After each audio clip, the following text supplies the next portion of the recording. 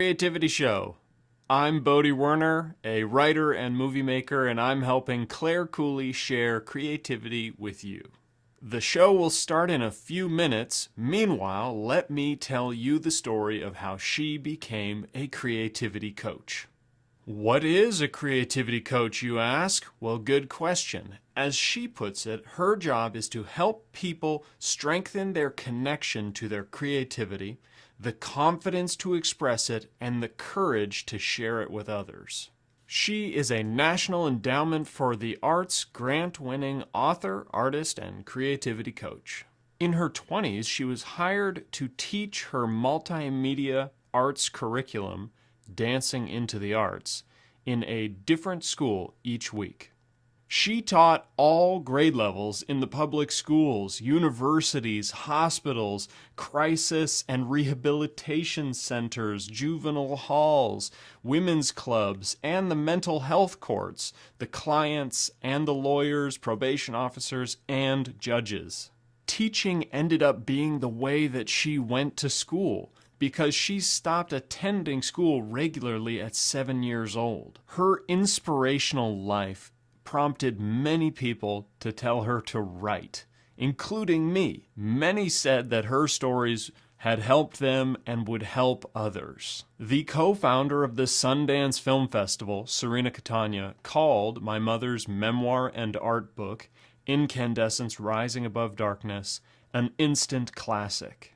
When Serena invited us onto her podcast, she said, "You're describing some of the most difficult situations I've ever heard for a little girl to go through, but it's done in such a positive, lyrical, spiritual way that it really does rise above what was actually happening to you." And I think in that way, it can be very inspirational to people who are having a hard time, no matter what the hard time is.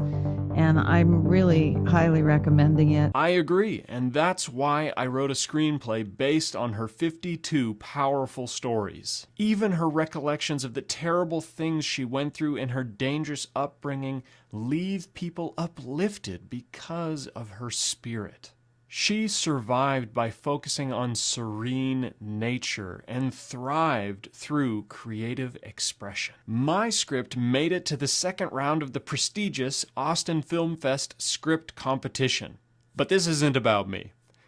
Clare's art was selected by the Natural World Museum, and she's done multiple one-woman shows at the Karpellis Museum, including Warblers and Wildflowers and Sentinels of Serenity, Cranes. Also, Clare's art was selected for the juried section of the International Gift Show. Her paintings and china were displayed at the corporate headquarters of Chevron, where she hoped her respect for nature could do some good. Her art was on the cover of the Red Rose catalog, and the Pheasants Forever magazine selected her painting for the Pollinator Print of the Year. She was the featured artist at the Lodi Sandhill Crane Festival. Her portfolio has over 600 drawings, paintings, and etchings. And she's also got an additional 300 plus stencil designs. The limited edition prints that we make ourselves are available on her web store. The link is in the description. Her previous home, 7 Levels, was on the San Francisco Museum of Modern Art gallery tours. The entire interior was an expression of her creativity.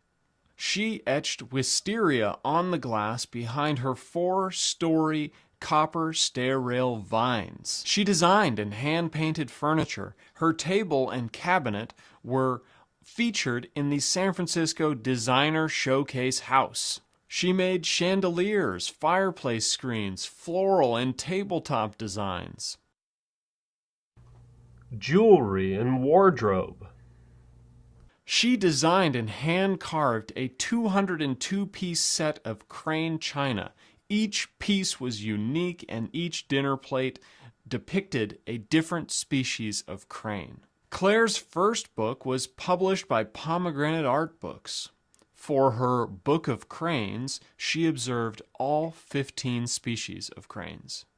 We followed the migration of the sandhill cranes across the country and interviewed nature conservation enthusiasts like George Archibald, the founder of the International Crane Foundation. Experiencing how well we work together, I asked my mother to combine our complementary skills and named us Mother-Son Productions. The Napa Valley Arts Council asked Clare to do an art performance. Her Freedom Flight performance was dedicated to world peace and included 90 artists and the community who painted silk wings to dance in to live music. Clare's first public art performances were interpreting art at gallery openings. She did dance performances at live readings of children's stories and poetry. Clare and her dance skating partner Lateef Swain performed at Give Peace a Dance. They led the parade for the opening of the California Academy of Sciences. Clare skate danced at Theater Arto in the Nutcracker. Clare played the bamboo flute in the music she produced. She has been interviewed on the Women of Vision television show, on radio, and podcasts. We may not truly see those closest to us until something gives us a new perspective. When I was 16, she asked me to digitize her artistic portfolio, and I was able to take in the depth and breadth of her artistic accomplishments, which inspired my first movie, Life of Art. We chose a historic home by Lake Superior and named it after its original green-colored shingles. Our short documentary, Polishing the Emerald Lady, shows us restoring it. We even turned our over 100-year-old carriage house into the Carriage Creativity Studio, where we make movies, art, and even dance skate.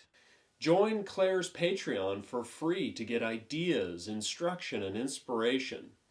Upgrade to a paid membership to receive exclusive access to her ever-increasing stencil design SVG catalog.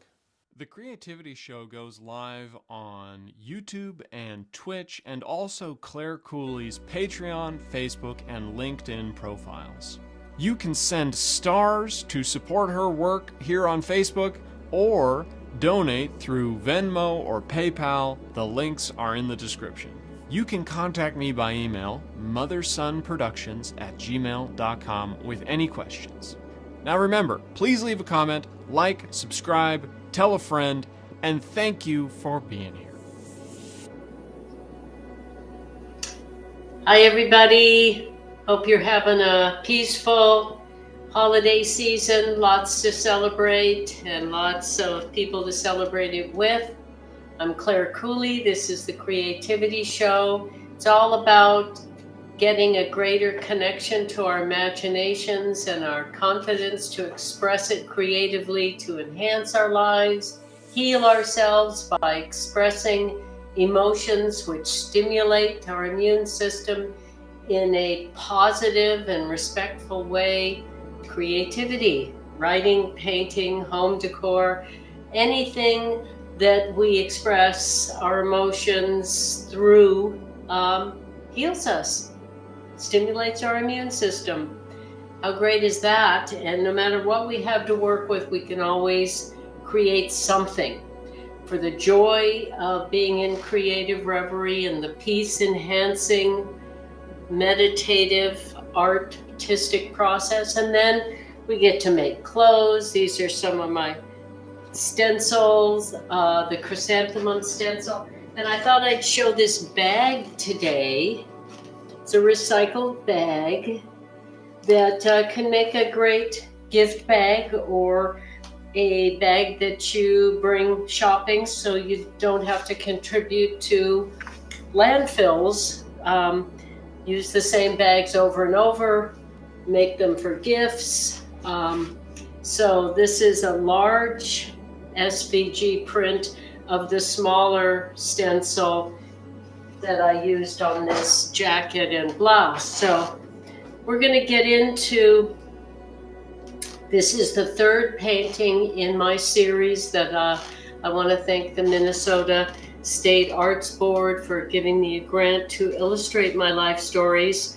What a challenging, rewarding, daunting, and an informative process this is. Painting my own life stories is like really a beautiful introspective into what has formed me into who I am. And one of the things I'm learning, I'll talk about it as I'm painting because I'm excited to get into, I'm going to turn this around, into this particular painting, which is, I like alliteration just because it's easy, it's cute, it's down to earth, easy to remember. So I'm thinking of Quonset Quandary, how my most humble first home, and how everyone thinks I came from wealth all my life. And I've taken it as a compliment, but it's also been very puzzling until I realized fairly recently that it's perhaps because I have a wealth of imagination and I'm rich in creative expressions. And I do believe I had the greatest, born into the greatest wealth, privilege one can have, and that is a completely, totally supportive mother who was a champion of me being me. I wish everyone had that somewhere in their life.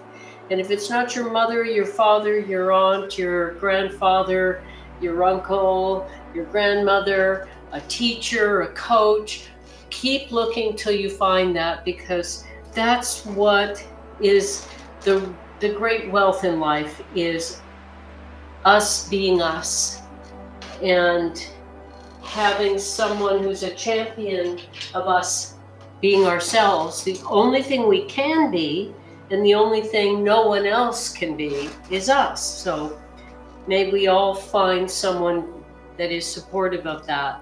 And I love being supportive of others to get a greater connection to their imagination and confidence to express it creatively. And my son's a movie maker, and he's who's helping me with all the technical part of this, which is not my skill set. We have very different skill sets. He asked me to work with him years ago and named us Mother Son Productions, and I love helping him bring out his creativity to the world. So Bodhi, would you mind talking about that while I get set up to paint your art form and your episodic series, novel, movie we just recently did? Absolutely. Thanks. Yeah.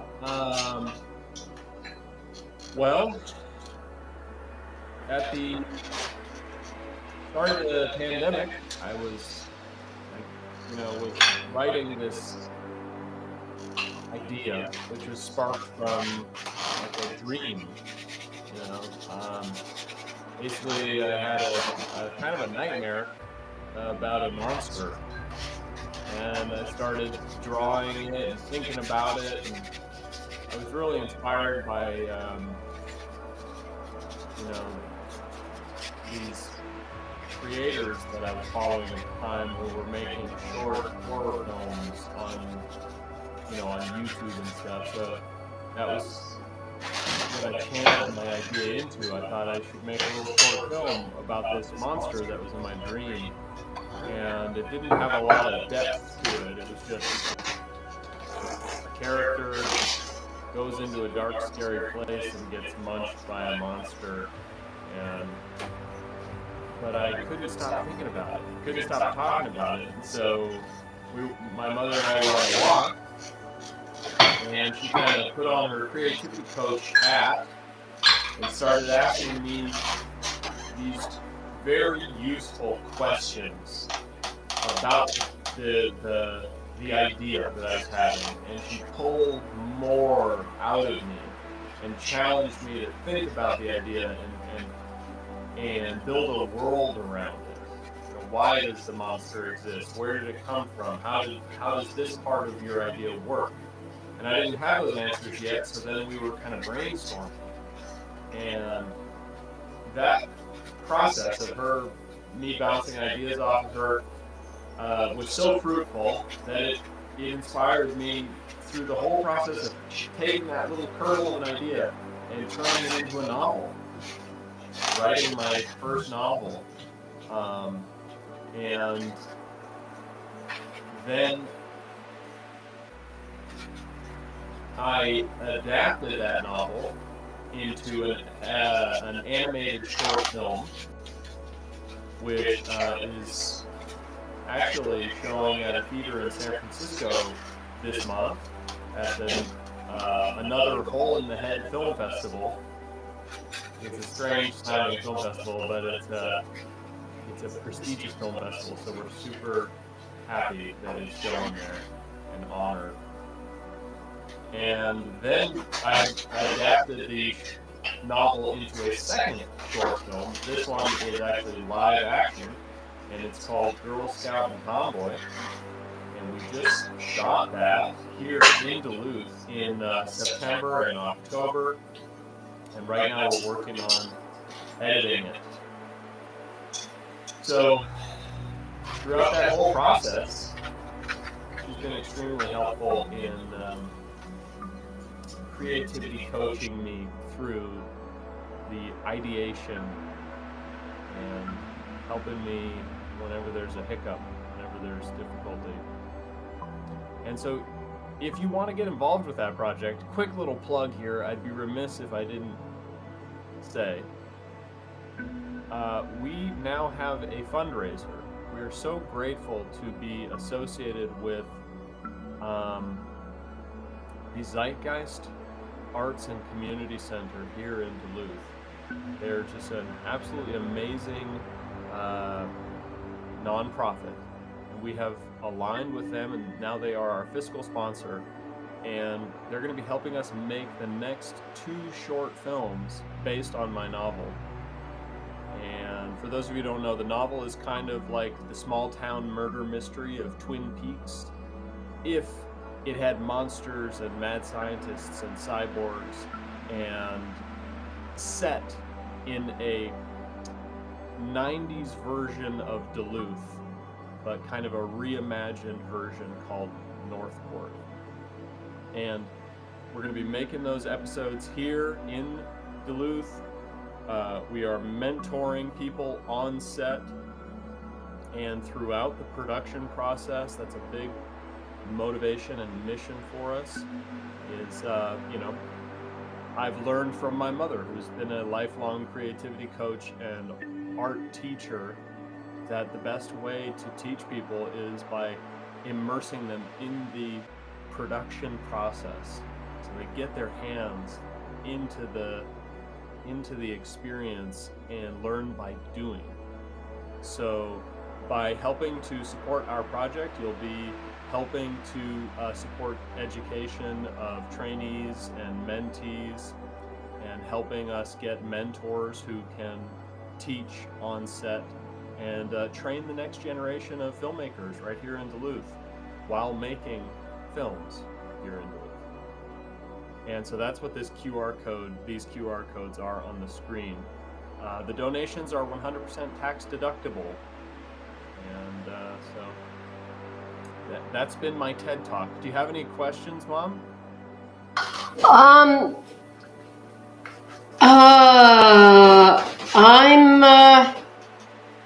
I would like to say a few things like, no matter what age we are, no matter what we've done before, no matter what our experiences have been, we can all keep learning, keep growing, keep expanding, and that is the fountain of youth. And I have done many art forms, but movie making is combination of all the other art forms. So it's kind of perfect that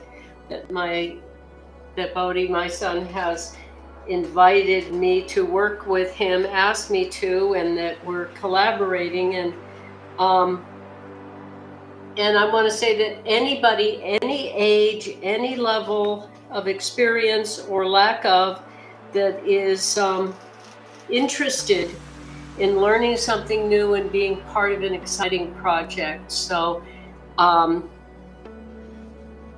I do think that there's, it's very important, especially now in the world, there's a lot of fear-based control, and it comes out as ageism, sexism, racism, elitism, all kinds of isms. Don't fall into the ism schism.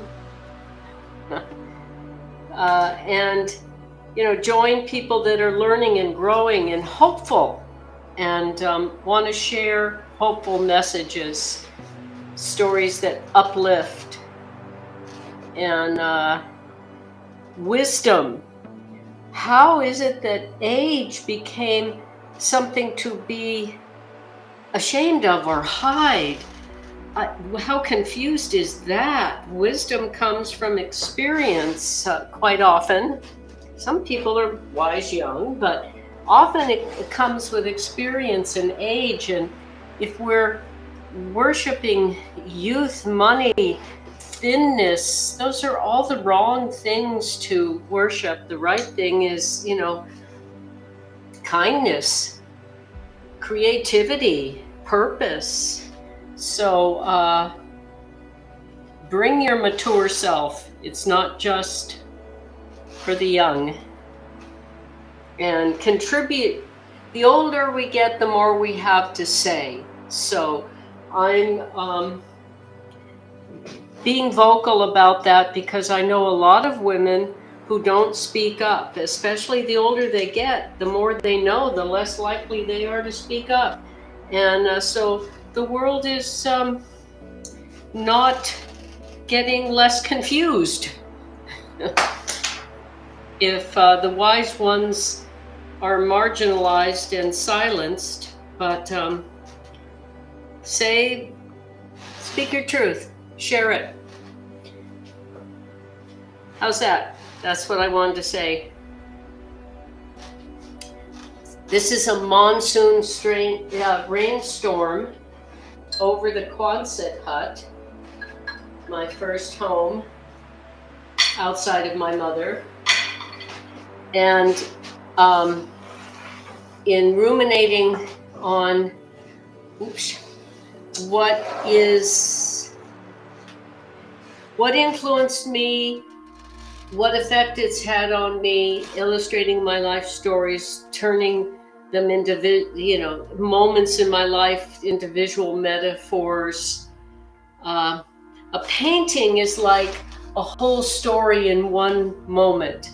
A movie is like a whole story in many moments. One is a reduction and the other is expansion, kind of like the universe. Everything is contracting or expanding. Boy, that got a little esoteric, didn't it? But that happens. All right. Are there any questions or comments to bring me back down to earth from that cosmic connection? Yes. Do you teach art? Teach me. Thank you. Well, hopefully, the only thing any of us can do in life is be an example of what we believe is important. So we teach by example. And so hopefully there are those who see this that are inspired and giving themselves permission to bring their creativity out, to enjoy the process of being creative, and then learn from it and share it, and hopefully move and inform others. And ocean, sea, poet, wrote, "Very cool." Thank you very much. Okay, I need some fresh water. Do you mind? Because I'm now going to let that stormy sky settle. And so now I'm going to go into the desert. What would you like it in? This, if you would just take this and bring it back, the brush in. That doesn't take much. Just dump it and fill it. Rinse the brush out a little bit. And so this desert, under the monsoon, what I realized was this Quonset hut with this tin roof must have just been deafeningly loud. And here's me, the little toddler, before we moved to San Diego when I was very young, maybe 1.5 or something. So I'm just a 1-year-old here, and how loud that must have been, and how perhaps it's got something to do with my feeling connected to everything in the cosmos, no matter how far away. And I wanted to call this quasar Quonset because quasars are the most luminous and distant energy light in the universe. So I might do that. I might have the quasar coming out from the Quonset. We'll see. I think about things, I sketch in my head, and when I go, I do what I feel instinctively is right. And right now it's going to be working on the dark desert floor. And then I'm going to add the saguaros later. And so the closer things are, here's part of an art lesson, the more detail or the more vibrant the color, the further away, the more likely the color will fade, the detail will diminish. So I'm going to get some rather intense browns of the desert.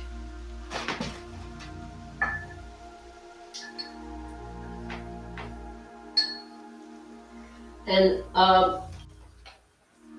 in my 20s, I've never studied academically, well, anything. I stopped participating in school at 7 because, well, the teacher was cruel to me, and life was tough enough in my home, so I needed to be safe somewhere, and I didn't feel safe around her, so I just started going off into the natural places on the way to school and not making it there. And it was 7 years later, before truancy officers came to the door. We moved a number of times, and I didn't pay attention to myself, so I sort of slipped through the cracks.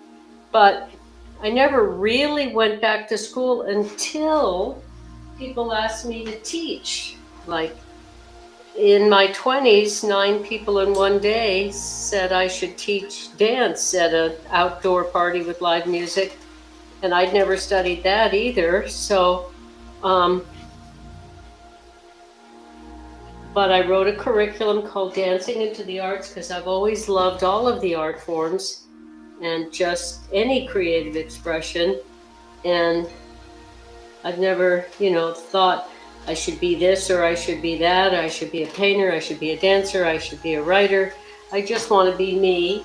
And it's natural for me to kind of explore them all. So I wrote a curriculum, Dancing into the Arts, and that's how I ended up going to school, different school every week, with taking the curriculum I wrote at every grade level, from primary school to university level, working with people to basically help them give themselves a permission to play and explore. That's what creativity is. I've heard people say it's not talent, it's a willingness to play, explore. And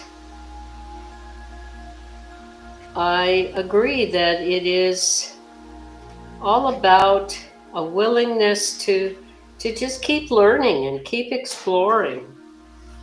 So I ended up going to school by teaching, which is the way it happened for me. I didn't set out to do that. I set out to feel safe.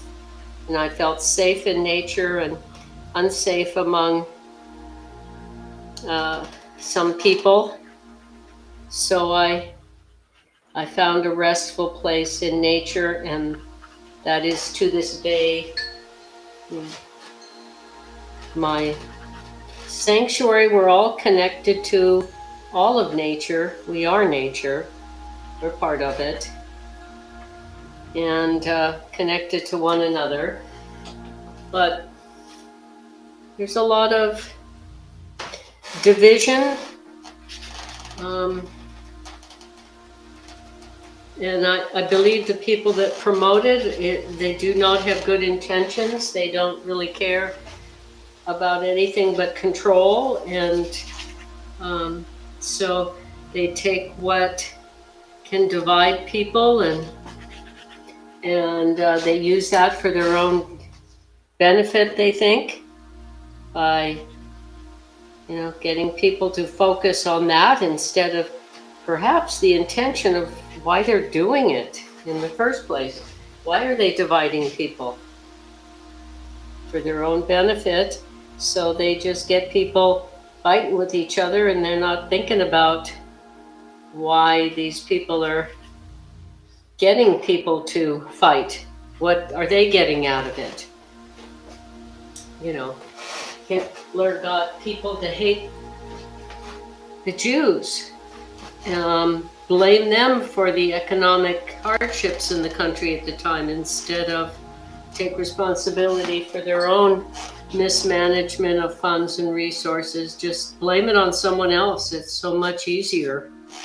And unfortunately, that is something dictatorial, selfish, people that just want to grow their own power. They're not really interested in helping the world, helping even their country.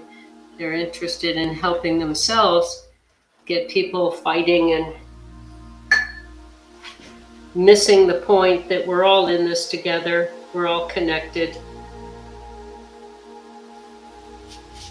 We all breathe the air that moves around the planet, the water that rains down from the skies like these monsoon rains.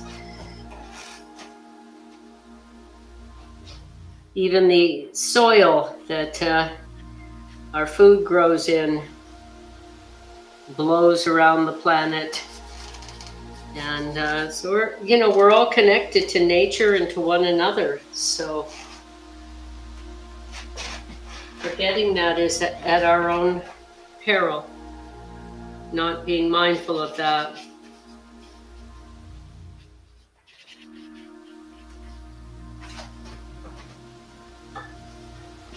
Is there any? I'm coming for that. Mm-hmm. So on YouTube, One Susu, love your wisdom. What type of paint are you using? Thank you for that kindness, kind comment. This is watercolor paint, and I love watercolor for many reasons. It flows.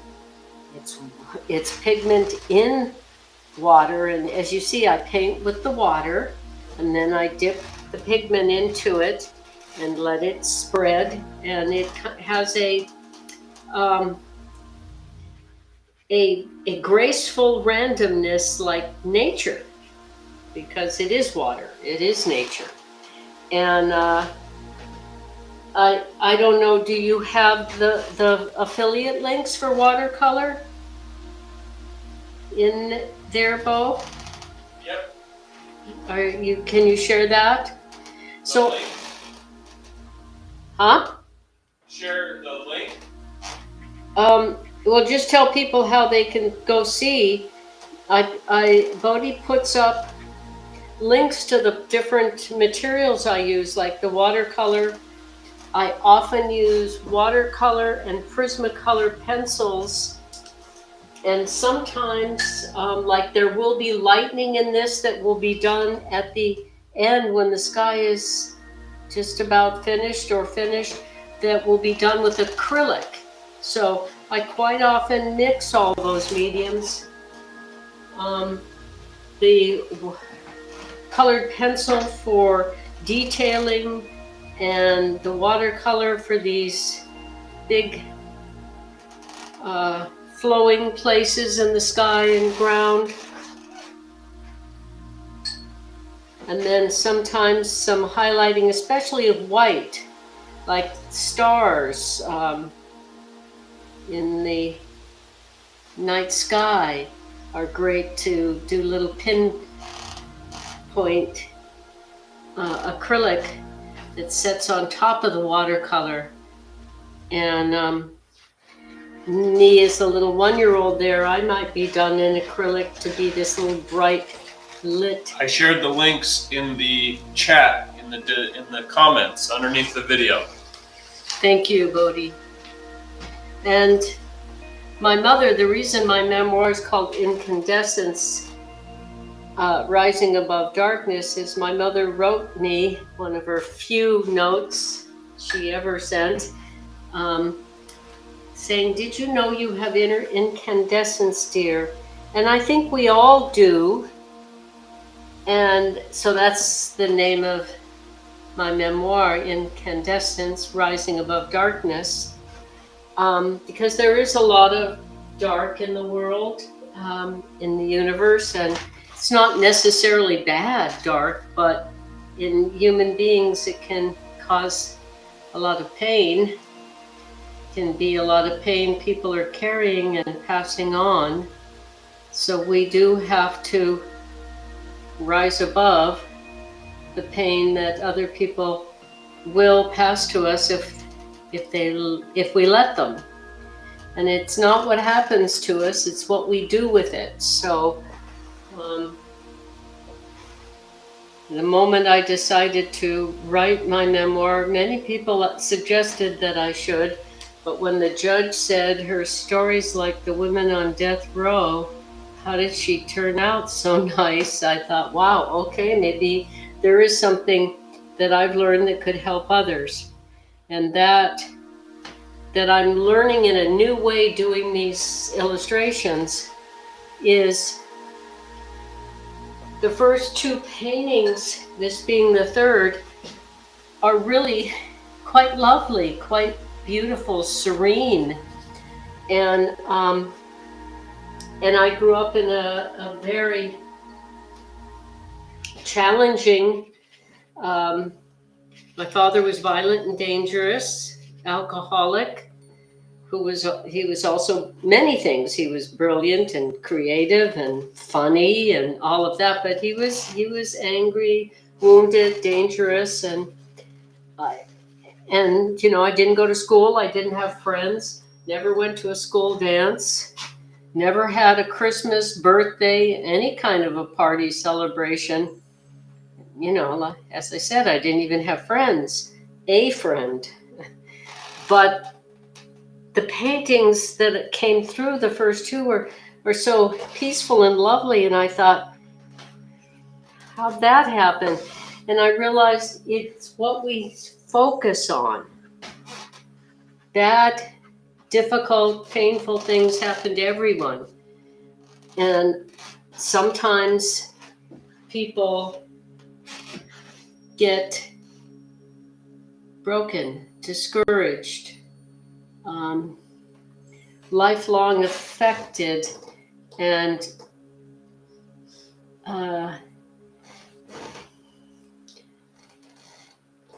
by something that another person might just get stronger and One person is broken and another person is strengthened. And even this painting I'm doing right now of the monsoons and the vulnerable little 1-year-old in this Quonset hut, poor family out in the desert, isolated and vulnerable. But I see it as beautiful, and I see it as the blessing of realizing I'm connected to everything in the universe and everyone, and that's a beautiful thing, where another person might see it as deprivation. So it's what we do with it. And we can, and sometimes it's hard for me, it's hard for anybody sometimes to find beauty in some situations. But even in hardship, there can be beautiful. There can be beauty. So it's our job to heal what happens to us. And certainly if people have hurt us, they're not going to heal us. They have to heal themselves, but chances are they didn't, and they maybe never will be. And that's why they hurt other people. But we get to heal ourselves. It's our duty. It's our privilege. And I remember going through some really painful stuff and thinking, I don't want to be like them.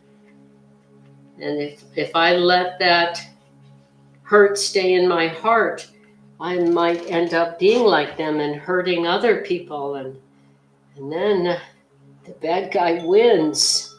So no. And so I'm going to figure out a way to forgive the worst stuff and everything in between. And I do strive to forgive everyone for everything. That doesn't mean I trust them. It doesn't mean I condone the cruelty or selfishness. But I do forgive it because it's my heart. Doesn't hurt them for us to be angry in our hearts toward them. It hurts us. Don't forget why you have to forgive people, what betrayal of trust, but let it go. There you go. Anything else? Uptown on YouTube asked, do you paint your dreams? Well, thank you. It's a great question. And honestly, I haven't yet. In the 600 or more, probably 1,000 definitely 1,000 if I count the 300 stencil designs I've done, this chrysanthemum being one. It's all inspired by nature outside of myself. Honestly, I don't think I'm that interesting, and I don't think my dreams, my nightmares, are more interesting than nature. But I am now with this project seeing some new things, which are that the way I put it together is the way I put it together, the way I process life, and nobody else processes it like anyone else. So that has value. So there will be some dreams painted in this series. And there will be some visual metaphors of some really painful stuff. But it is a choice. Odie's father, who I was committed to for 16 years, I asked him, do you think I have any addictions? And he said, yes, to turning everything to the good. So it is, I said, not an addiction, it's a life choice. So I do try to find good in everything. So even the painful, difficult stuff, I try to find some good in it. So I am going to paint some visual metaphors that are painful, and some of them will have dream aspects. There aren't any rules other than I give myself the rule of be authentic. That's the don't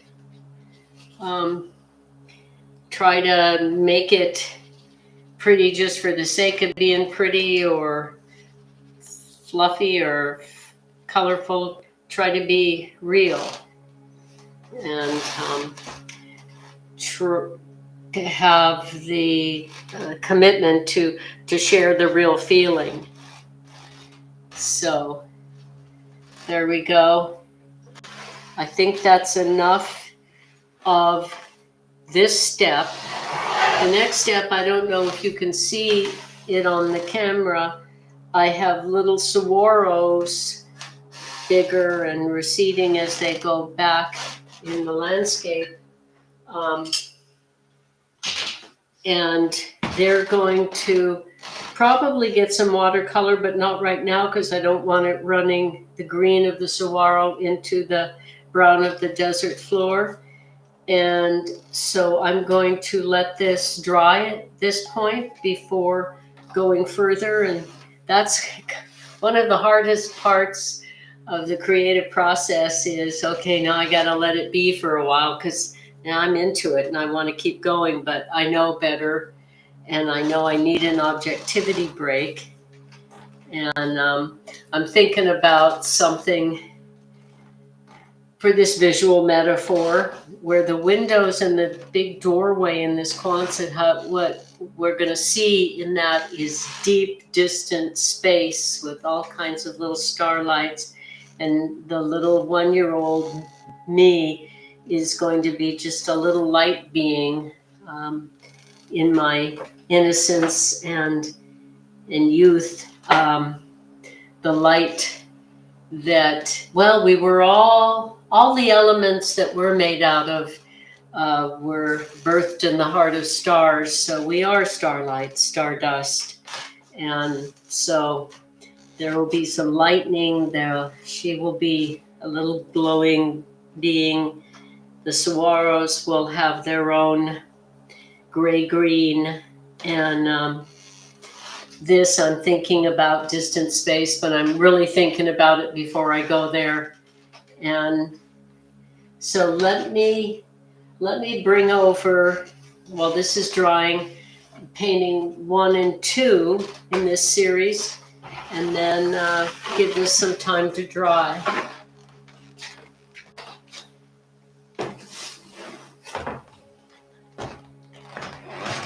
Need help? I think I got this, but if it could be placed better. So this is number 1. This is called Primordial Potential, and that's the little fetus. First coming into form as a human, and around it, is 73 different words, languages for love. And the language and the word for love, and they're all going into what I call, the earliest form of the universe.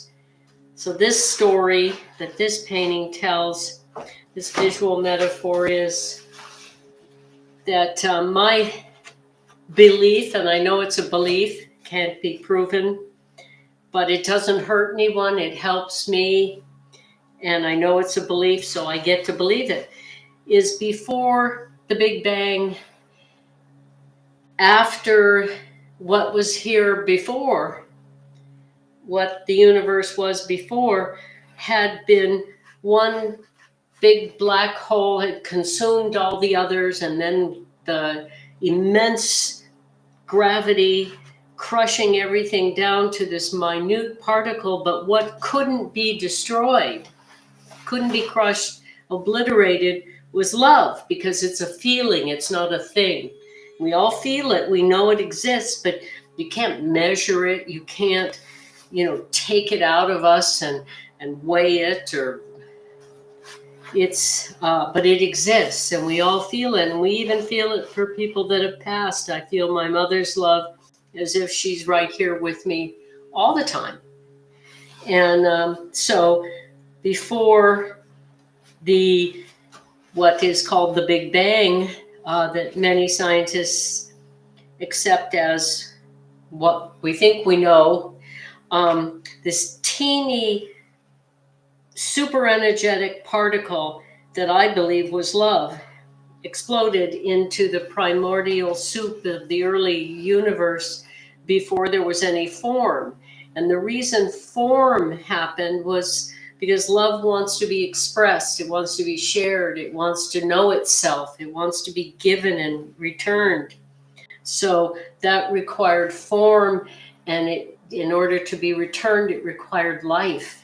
So love could be returned, and it could know itself and feel itself. So there's my creation story. And I think it's interesting because, Jesus wasn't a Christian, Buddha wasn't a Buddhist, Muhammad wasn't a Muslim. They all believed in love. And that is the stuff that connects all spiritual practices, belief systems. So why not just go to the core that we all have in common, which is everybody wants to be loved. Everybody wants to feel love, give love, receive love. So let's just stick with that. So now painting number 2 is Cloud Child.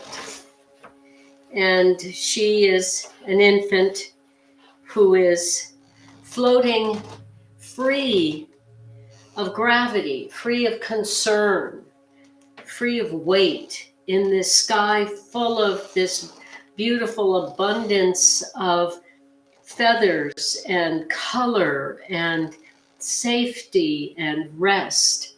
And this painting helped me see, wow, how do I see these things from my early life as such beautiful when it was such, we lived in a Quonset hut. My mother had asthma. My father was an alcoholic. My older sister became a heroin addict. I raised her 2 kids. Blah, blah, blah. There's a lot of heavy, hard, difficult, but I see it as beautiful because that's what I focused on. And as I've said to my son, that's one of the hardest parts of this is I'm looking at all of it, and I'm proud that I focused on it. I'm also proud that I don't pretend it wasn't tough where it was tough, but what helped me through it is what I have that could possibly help others. So that's what I'm sharing. It's what we do with what we have, and it's what we focus on. And if we focus on beauty, we can find it in a feather, in a leaf, in a rock, in a seashell. And that was my treasure chest as a little girl. I didn't have toys. I had a little cigar box full of natural treasures. But I didn't even think about that I didn't have toys till, recently became relevant. I didn't miss them. I had beauty that comes from the natural world. So I think that's a wrap for today because I can't work on that other painting. And I have started painting 4, which is a silky sprinkler seal. The Black Irish, my niece said, looking at pictures when I was modeling for a woman photographer, you look like a silky. And I said, what's that? And that's the Black Irish women. There's this mythology that they can shed their seal skin and become human. And if a man finds their skin and hides it, they can own them unless the silkie finds her skin, and then she can return to the ocean. And boy, it's kind of a metaphor for my life. Plus, I never learned to swim. I always swam. And I did seal dances in the sprinkler when I was 3 or 4. So that's the next painting after Quonset Quandary or Quonset Quasar will be Silky Sprinkler Seal. And it'll keep going. And I've started at the beginning. It's the only thing that's linear. And I'm gonna keep going and keep looking at myself and what happened and the effect it's had on me.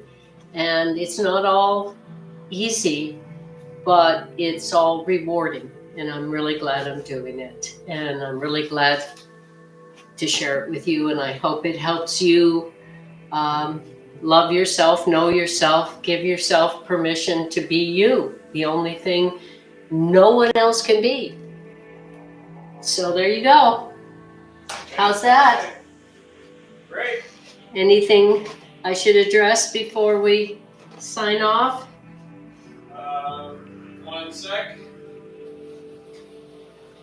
Ocean on Facebook said, "You guys are doing a great job. Very inspiring."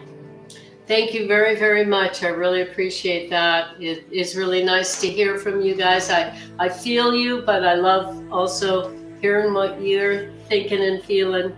And Ocean said, "It's all about love and compassion. Thank you for your wisdom." And then Sumner said, "Great work. Can't wait for more and the beauty you find in the natural world." Thank you, Ocean. Thank you, Sumner. Thank you, everybody, for being here. And hopefully you share it with people that it can help, and show up for the any time for the live on Wednesdays and Sundays at noon. And then you can see them anytime after on the Creativity Show.